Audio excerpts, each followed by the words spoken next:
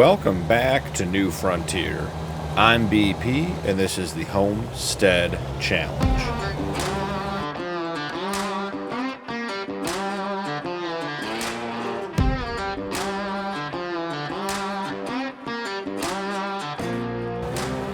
It is a rainy, cool morning in June, just heading back from the farmer's market.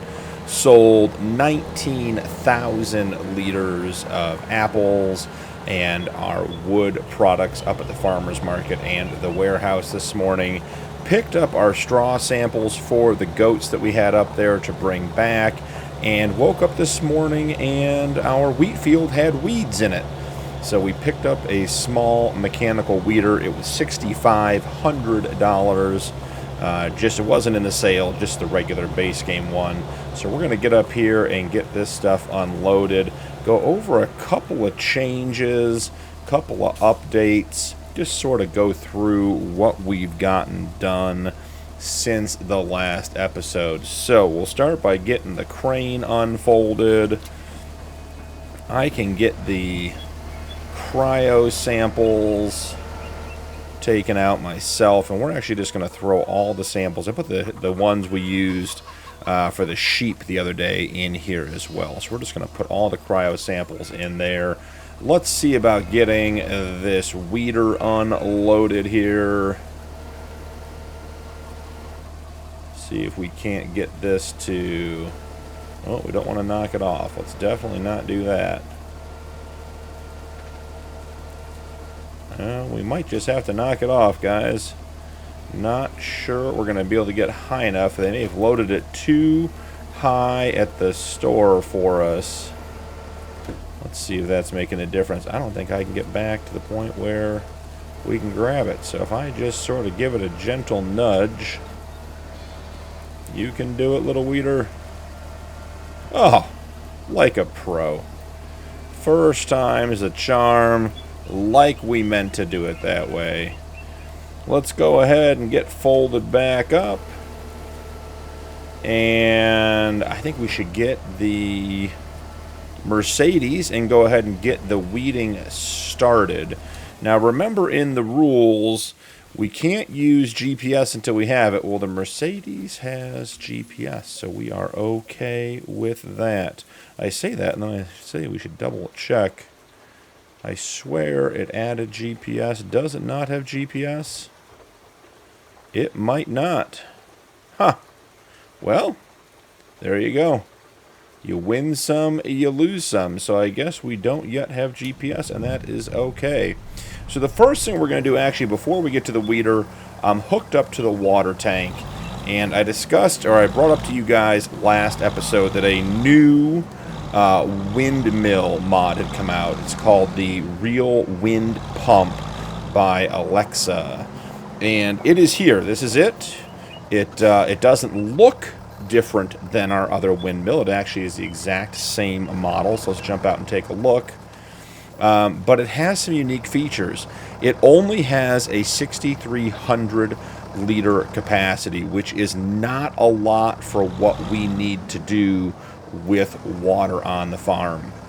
So it's going to require me to come in here, and you can see the water plane actually going down. Very, very well modeled. So the water plane just went down, and if we jump out and look, let's run over here and check, you can see in the bottom right hand corner it is refilling. Now it refills pretty fast. So I'm not too terribly worried about losing out on water, not having enough, but it does freeze in the winter. At least that's what the description says, if it's below freezing.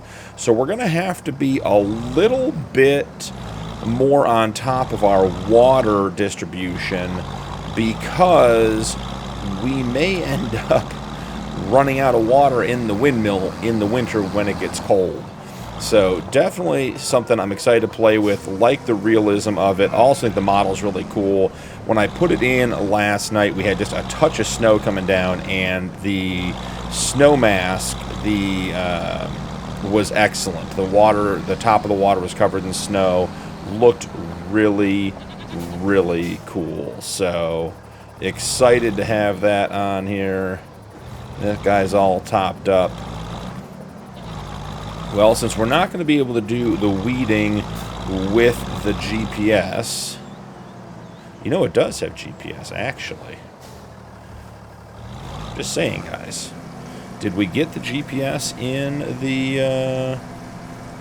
Did we get the GPS in the Unimog? I don't know. If we didn't, we might be. We might be adding it right here, right now. Let's take a peek in the window. Did we get the GPS? Or is that the radio? Let's see. I believe that is... I think that's the GPS. Let's actually go into the store and take a look. We may actually have gotten it with the GPS. Let's see. Exhaust, beacons, roof installation, extra off-road lights with monitor. So that is what we're talking about. Well, that is the GPS monitor. So that is good news. We have GPS in the Unimog. So now to get disconnected from the trailer. Yep, I figured that was going to happen. We keep losing the claw. We'll have to come back and get it another time. But let's swing around and grab the weeder with the Unimog. And we can set him off to work. Can we get it to spin just a little bit? There we are.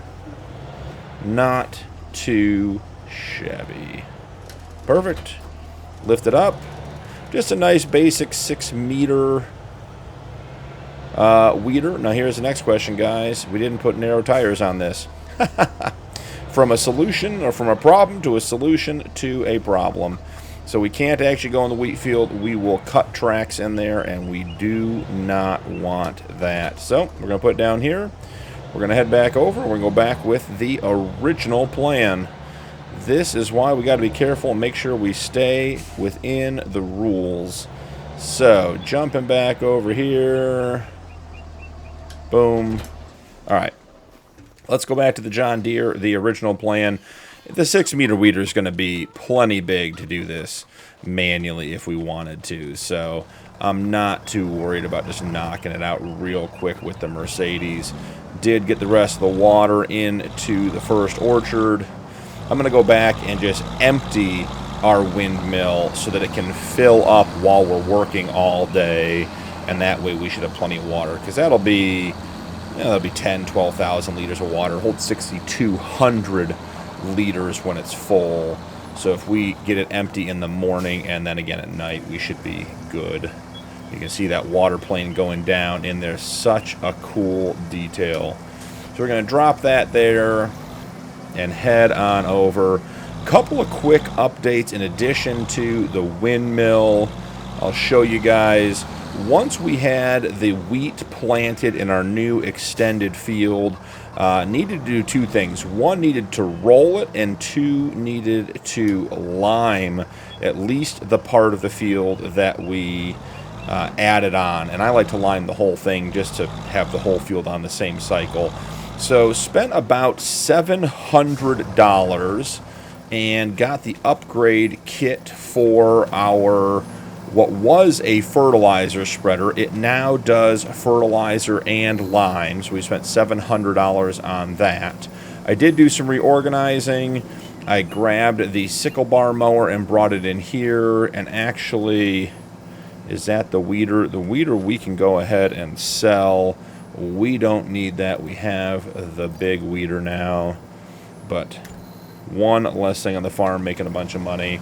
So we did do the conversion on the fertilizer kit, so it runs lime now too, which is a great benefit. And I had a bunch of problems with the rolling. Could not get that stuff to work, so we did buy a 2.5 meter pull behind roller and finished the rolling that we started with the hand roller with that last night. So we should have narrow tires on the Mercedes. Let's jump in here and just double check that before we drive on our nice field. Narrow tires right there, the trailer borgs. Yeah, narrow twins, regular, medium, wide, and back to narrow. So we should be totally set here. So let's open up our 6-meter weeder and get this done. I did get the goats. You saw last episode we picked up some new goats, got them in the pen, excited to get them started. Now remember, we sold our ram last episode, so we don't have a male animal in that pen. So we're going to have to either buy one or continue with the artificial insemination. I think we'll with the AI for a bit. Now there should be no weeds on the second half of this field because we just plowed it. So let's take a quick look.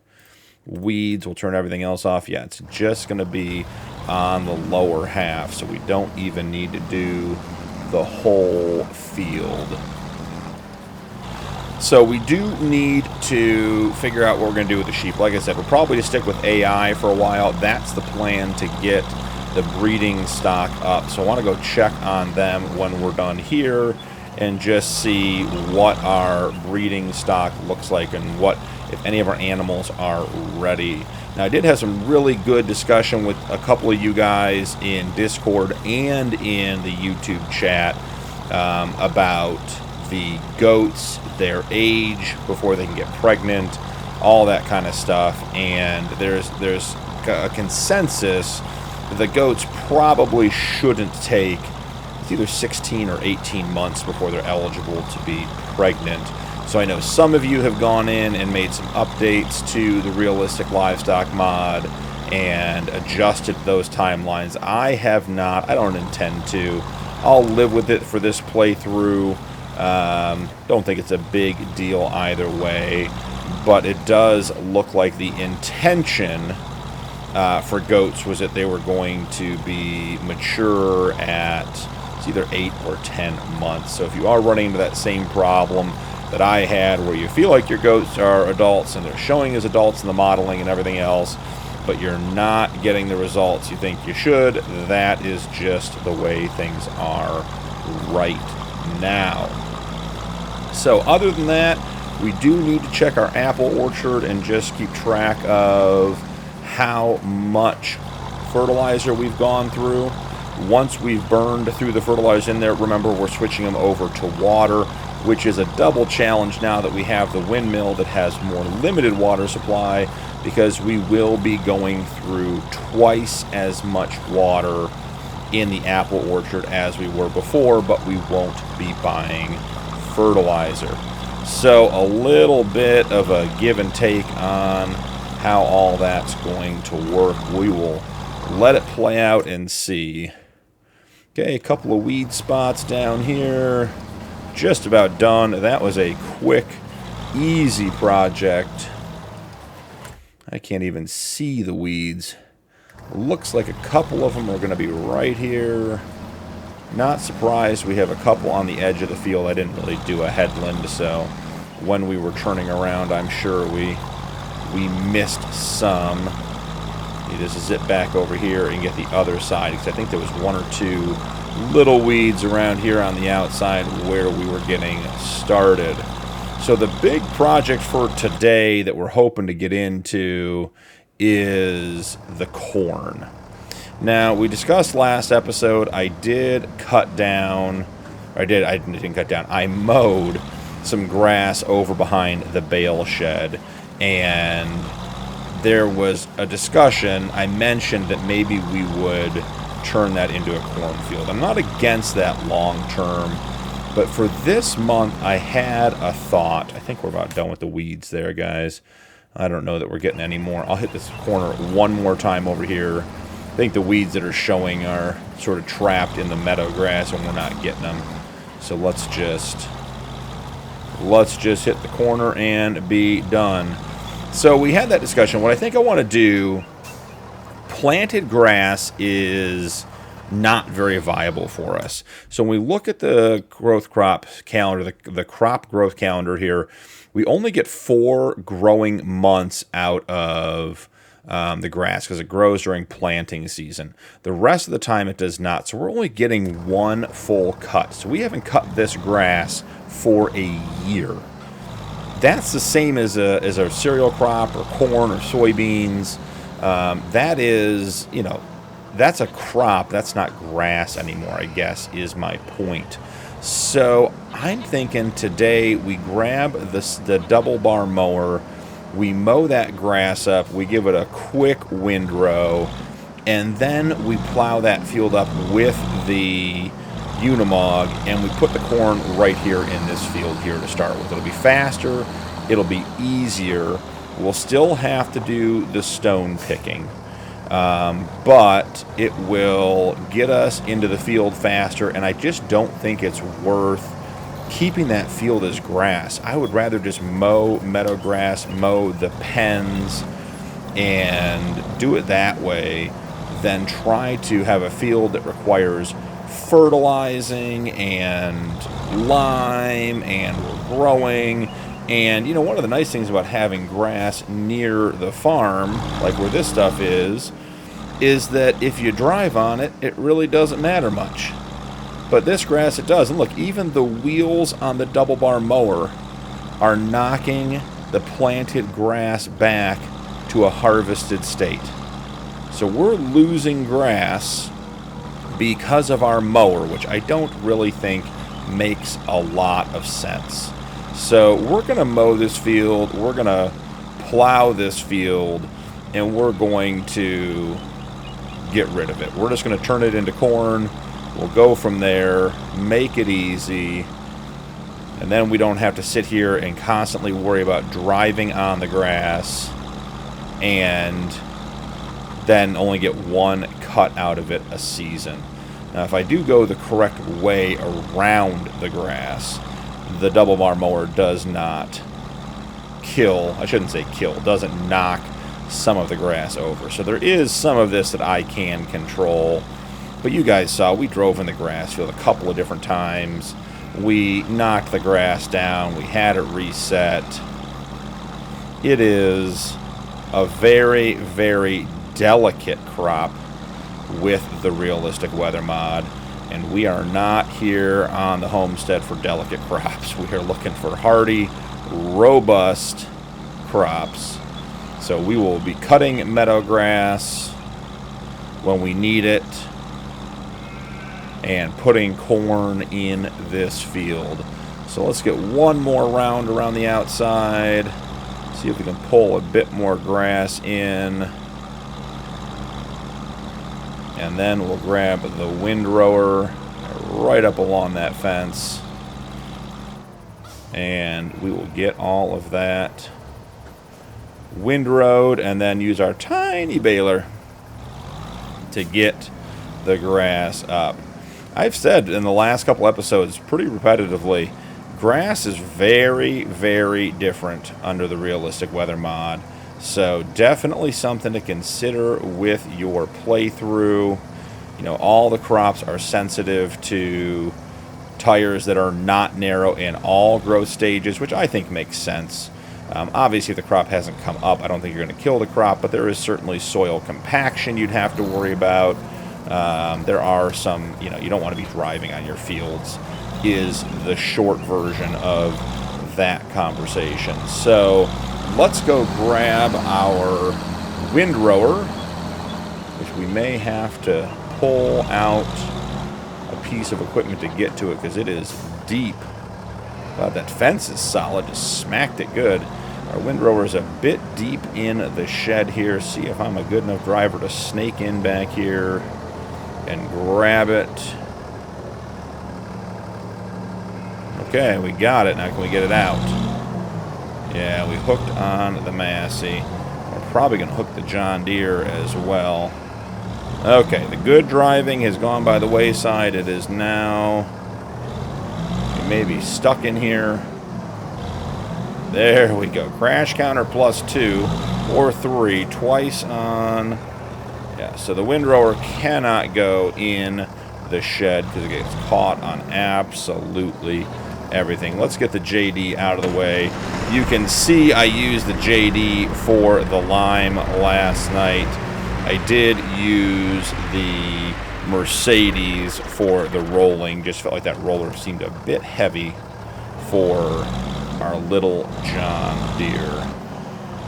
But both the roller and the converted lime spreader made short work of their jobs. It was nice to have tools that we could use in the field, get the work done. I was working till like 9 o'clock last night. It was dark when we were done,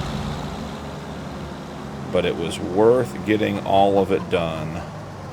So, a couple laps around the outside, try to get all this pulled in away from the field edge. Still love the dust cloud that pops up when we're using the windrower. I think that is very, very neat. Alright, so get all this pulled over. And then let's flip around.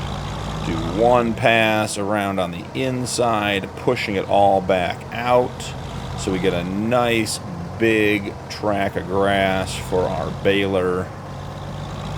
And then a couple up and down rows, and we should be ready to make some tiny, tiny rectangle bales. Alright. That went well. Grab this row right here. One of the big advantages of these little mechanical windrowers, they don't do a lot of width, obviously, but they require no power. You see the Mercedes just zipping up and down this field. It is not under any stress running this little windrower. I think this thing takes like 30 horsepower. You can run it with almost any tractor in the game. And the Mercedes, our upgraded Mercedes, has 110 horsepower, making it plenty adequate for the task. I think we'll get a little more than one more row out of this. I suppose we could have knocked out the center of the field first, which may have been a better idea, but who knows. Alright, let's see. Actually, I think we'll try to just pull this all in to one last windrow. So we'll pull all this stuff over, we'll bring it back up, and then we'll swing back down the other side one more time and pull it all together. So let's go right here. Perfect. And just a little bit there at the end. Alright, it is baling time. I think we should just stick with the Mercedes. It's been going so well. You know, no point in not having the Mercedes just keep doing some work. I'm not positive I love the idea of the windrower being back here, but we're gonna put it down here again anyways, because that is the spot we have free for it. And then we'll grab our baler. It's starting to warm up. It's up to 52 degrees, and we had snow overnight.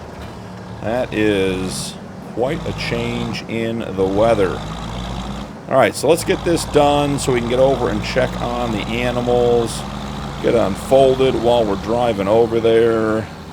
Have to keep reminding myself that this is an offset baler. I really want it to be a baler that's right behind me.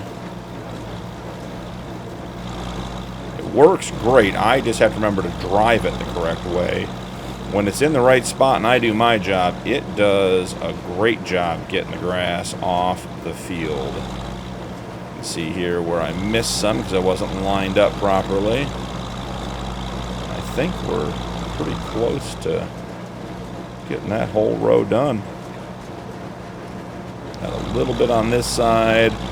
We weren't quite squared up. It was a pretty wide swath there, so that's not terribly surprising. And then off we go. I love how the little bales just come pumping out of that thing. Just seems like there's one coming out every second when you're in full range. Alright, let's back up because that was not a good start to that row.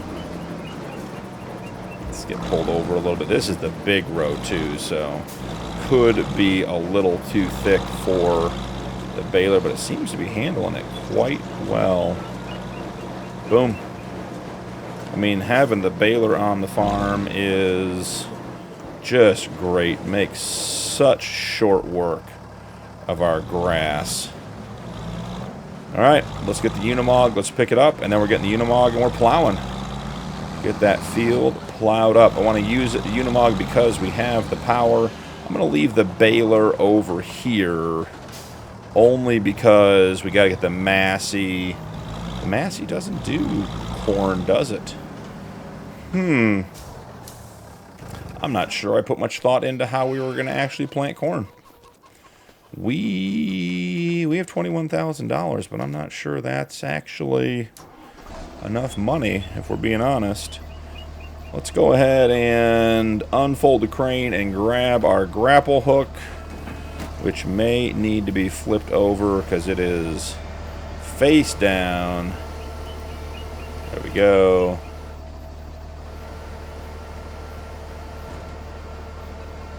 And swing it on down.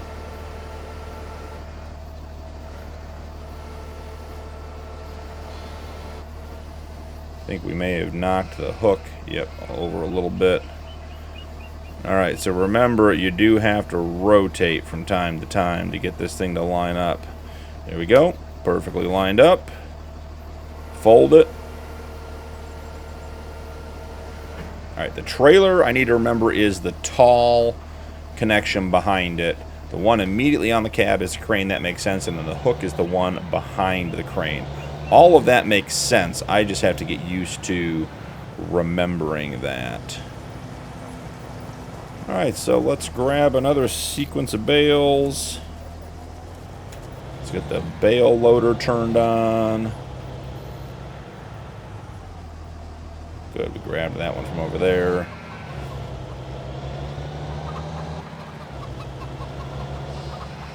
Excellent, excellent. Short work of the bales.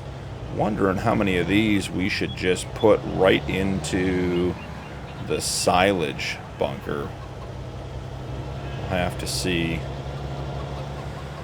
We are going to have, we had 2 more lambs today as well, so our herd of animals, our husbandry, our group of animals are increasing, so we are definitely going to need more food for them as time goes on. So I'm a little nervous about making silage and then not having grass when we need it, but we'll just have to sort of play that by ear. The goats could reproduce relatively quickly. The sheep are already reproducing relatively quickly. Chickens eat other stuff, so that doesn't really much matter. Alright, 165 horsepower for the Unimog. The plow requires 150, so I expect this to go markedly smoother than it did with the Mercedes, which did just fine. It was just a touch underpowered, and therefore a little slow on getting some of the field work done. So we'll swing on through here. Let's see if we can avoid getting caught on the fence. That was a success, a surprising success at that. Alright, let's get set up for... Now, we don't actually have to turn on create new field.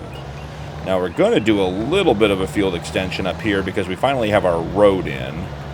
And I feel like that we left the area up here. Okay, so we're going to do it right now. I left this little area up here undone because we didn't know how this part of the farm was going to turn out. But now that we have a good idea, that road's in place, we've been using the sawmill for a year now, it's not going to move. I think we take that little bit of that header on top of the field and turn it into corn so we can maximize our yield. We're back to not creating fields, so I can drive with a little bit less care. We're going to have to flip it back on up here, though, because we have just a touch up here that is going to require the creation of fields. Oh, the Unimog turning radius is being tested there, guys.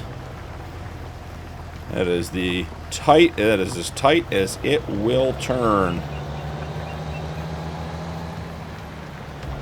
Gonna have to pick up and do some up and down rows or something. Let's see. I think we can get this one in. Have just, again, a little bit of field creation starting right in here. It's definitely hard to drag that plow when it is turning. There we go. We got the plow kicked over. Should be good there. Oh, missed it because I could put it down late. Missed that last little bit. Want to take a quick look when we're done with the Unimog and just see if there's any other changes to this field we might want to do. I'm actually just going to swing all the way around out here because there's no point in trying to turn around tight in there. We could just swing around nice and easy. Okay, we got that. Let's go get this little bit up here. I feel like that little spot there on the left needs just a touch of cleaning up.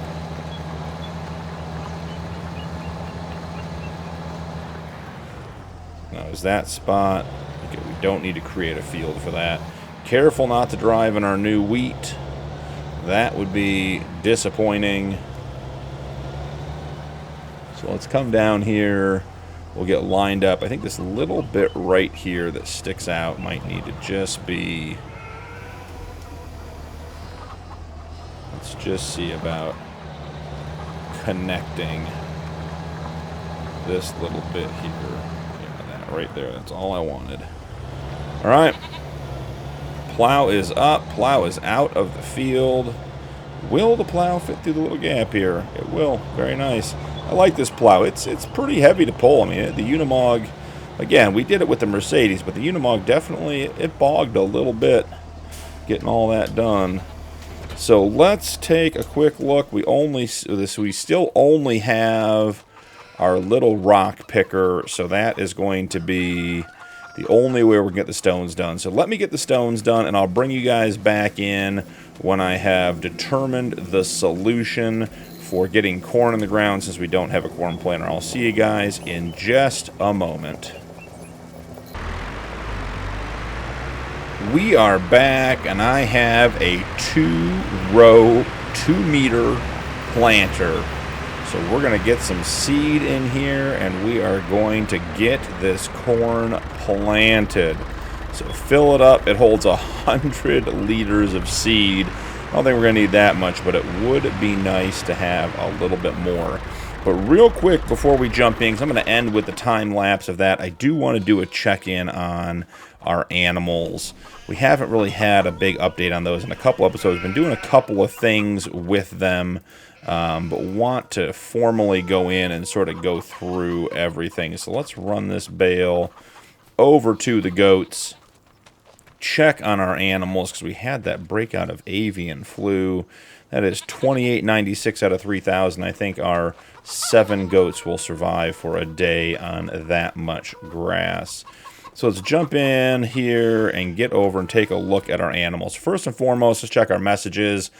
So this morning, June 1st, we had 2 babies born for our sheep. That is really, really good. We are at 32 of 38 animals.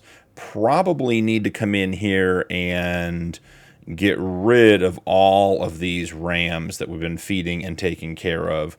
So maybe that'll be on the docket for next episode, is getting those up to the shop and getting them sold. Now, our next stop is the chickens. And let's see, we had 1 died to an accident, and the 2 were sold that had the avian flu. So no updates on the chickens. We do, however, have 40 of 136 chicks. Now, we are going to have to introduce a new rooster, because the way chickens produce so quickly, the offspring are not going to be able to get pregnant from the original rooster, and all these roosters are actually related. So let's real quick There's no point in having all of these roosters because they're all related to the animals we already have. So they're not of any use to us. We're just going to end up feeding them until they go away. So sell selected, $494, done, down to 2 roosters. We'll take care of the rooster problem soon as well. Now our goats. Let's check our messages. Our artificial insemination was unsuccessful. So we brought the 4 animals back in May, and our artificial insemination was unsuccessful last month. So let's check and see. Still pregnant with 2 babies. No suitable male. Still pregnant with 2 babies. Too young to reproduce. So let's go back in and try another artificial insemination. Has an 84% chance of success, so I feel like it should be good to go. So other than that, no other illnesses or diseases. I do know in chatting with some of you guys that the disease feature has had, it seems like a pretty wildly different outcome for a lot of people, which I think is sort of exciting. You never know what to expect, but some of you feel like it's decimating your flock, so that would not be a good option. So let's get the old JD up here and running. I'm going to put this on a time lapse and we will end with this. But for next episode, I will come back, I will roll, I will fertilize, I will get all of that stuff done for this field. It probably needs lime too, particularly the areas that we expanded. So I'll get all that done between episodes so we have the maximum yield on our corn possible. But thank you so much for joining me today. Don't forget to drop a like and turn on notifications for more videos. Channel memberships are available if you'd like to support my content further, and channel members do get early access to upcoming videos. That's all for this episode, but I'll see you in the next one.